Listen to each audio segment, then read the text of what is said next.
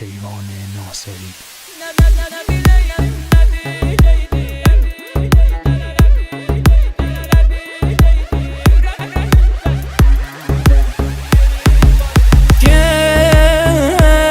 Her ne yazdım hatiresin get, yüreğinden məni at get. Sana xatir neler çektim, indi bir dəfəli çıx get. Getdi xoş günlərim badə, day içim məni salmır yadə. Sana xatir çoxların attım, sən də et çatmadın dadə.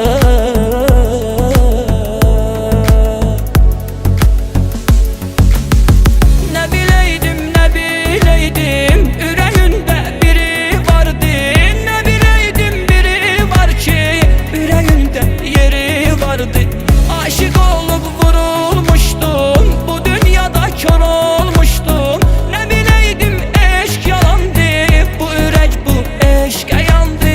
Ne bileydim ürəyində biri vardı.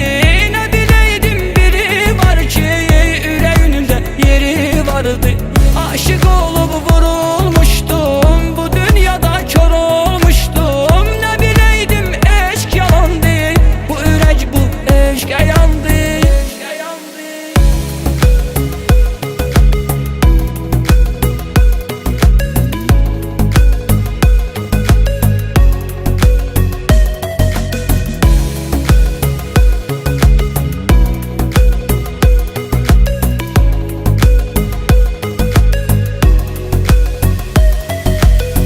Bu həyat məni ağlatdı, sınıq ürəklərə qatdı. Mənim bəxt ulduzum yatdı, dünya görü məni kimə satdı. Gedirəm day gedirəm mən, bu diyarı tərk edirəm mən. Qəlbimin üstünə yazdım, heç kimi sevməyəcəm mən. Nə biləydim